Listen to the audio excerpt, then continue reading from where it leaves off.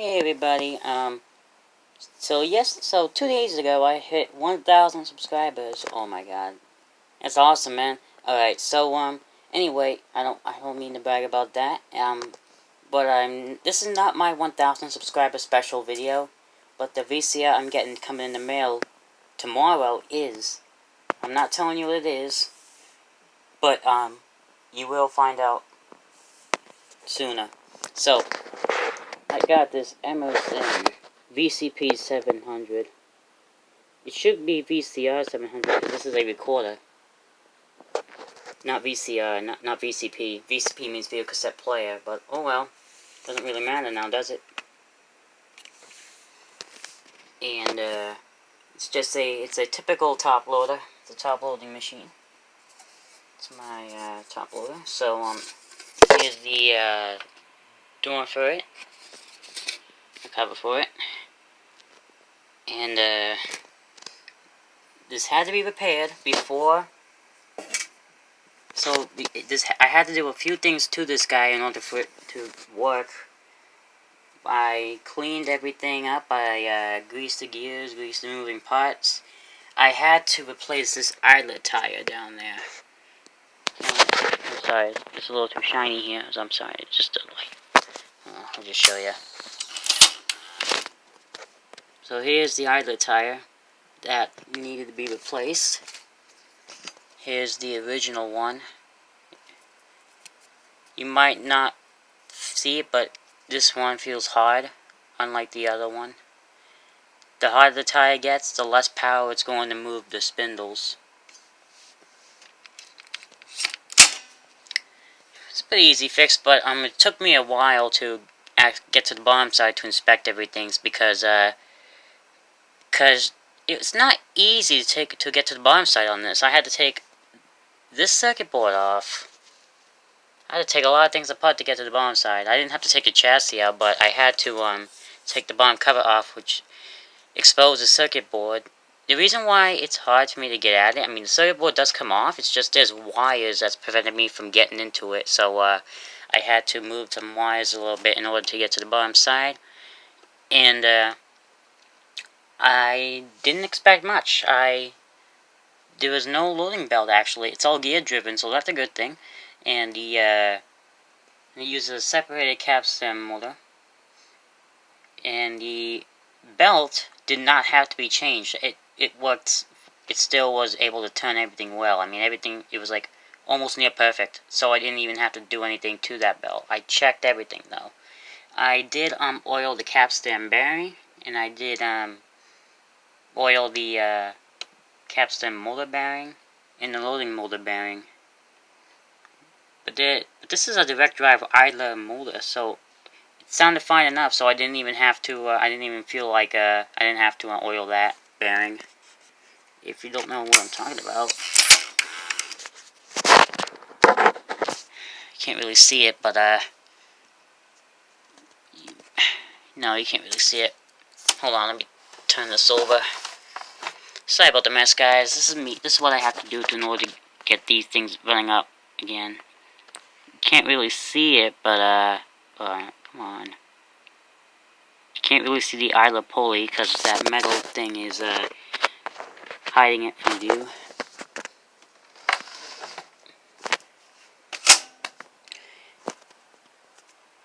And this was built by Orion. This is an Orion chassis. Very well built, these things are. These are very well built. And everything works on this. This is my first portable VCR that actually, portable top loader, that actually works. Because the rest I've been getting were like Hitachis and all that, like Hitachi made, and those are known to not work at all. Like, the capacitors, they just always fail on those things. So I try to avoid those, even though they're cool. But this one I checked out on eBay, and I paid like a total of $50 for this, $25 for this, and $25 for shipping. And sorry, my hand is shaking. Alright, so I bought this on eBay, and I tested the video quality on this right after I serviced it, and it actually works. So that's pretty good. I've been getting a few VCRs off eBay. Like, I got bought 3 of them. One's an AudioVox VHS player made by Samsung, and you haven't seen it yet, but I will do that review soon. And there's a 1,000 subscriber special VCR that you'll find out yourselves. So yeah, on this VCR, this one actually works without any issue. So what I'm gonna do now, I'm just gonna turn off my. I have it connected to my monitor already, so I'm gonna turn it off right now, so I can show you the functions.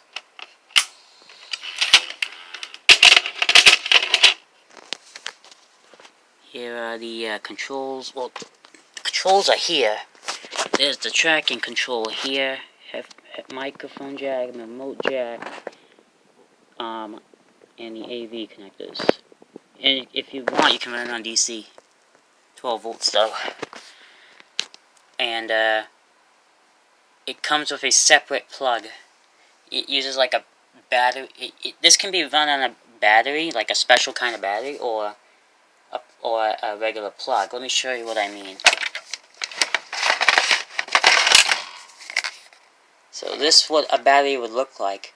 It's basically this, but it's just a power outlet. It's just a power supply, and everything works fine on it.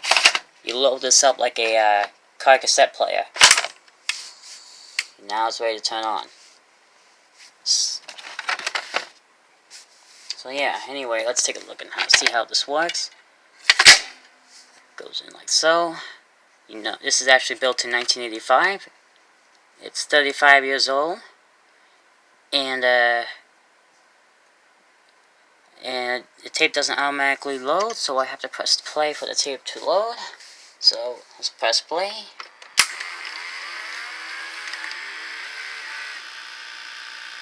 And the pinch roller, so far, is surprisingly in good condition.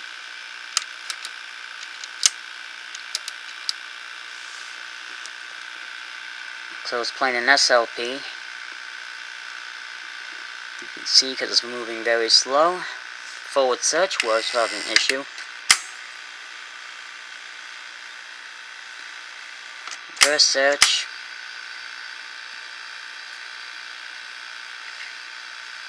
Play. Let me press pause. Pause works. Oh, and the buttons do light up, by the way. It's all like soft touch controlled. Turn that off. Yeah, it's all soft touch controlled. That's nice. So you got your tape speed button here. Battery indicator. If telling you that the battery's about to die. The do LED indicator. I don't know what that does. If anyone knows, please let me know. You can obviously see the record button, but audio dub. Ooh. I want to know what that does. I heard of that on cassettes, but not on a VCR. I've heard of dubbing, but not audio dub. If anyone knows what that is, please tell me as well. So, let's press stop. Unloads fine. So when I first got this, the tire had to be replaced, and according to the seller, that's what he said the VCR eats tapes. And that's exactly what I did when I first put a test tape into this. And yeah, now we'll fast forward and rewind like a charm. And there's a solenoid on the bottom, so that engages. Everything working just fine. It's not fast, but because of course, it's an 80s machine. And rewind. I'm going to let it auto stop. So it has a very quiet rewind and fast forward.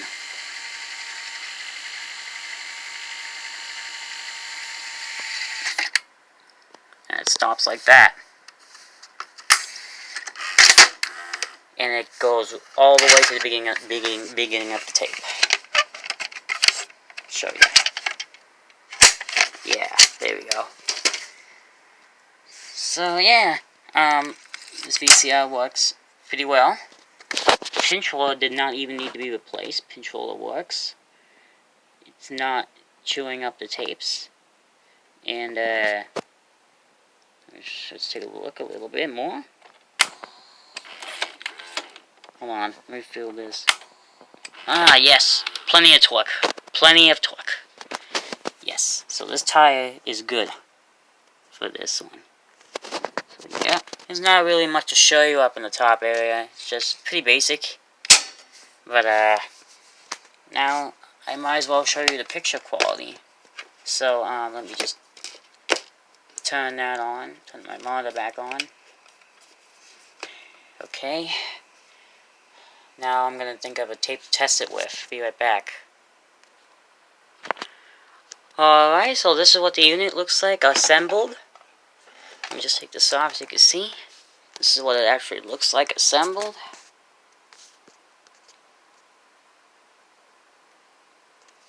The manual with the counter as well. And you can see what tape that I'm going to be playing. So, I'm going to fast forward a little bit.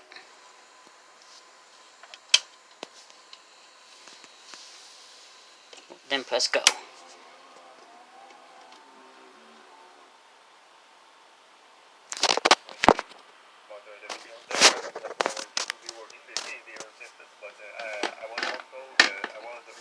Let me lower the brightness a bit. Oh, never mind. It's as low as it can go. Adjust my tracking. There we go. But I'm telling you, the picture works. I can use this as like a portable VCR. Like, say if I want to go, if I'm going on vacation or something, if I want to play my tapes or something, I can take this wherever. And this is one of Mr. Mania's videos being played. Let's pause it. I mean, it's playing an SLP, so the pause is gonna be good. And I press stop. I'm just gonna rewind it back. Eject. Forgot my monitor was right there. So, oh, and you can see the infrared light there as well. But you can't see it with the naked eye. Only the camera lens can see it. So, that's going to be all for today. Thank you guys for watching. And if you want to you know what to do. Like, comment, subscribe. If you're new, be kind, rewind.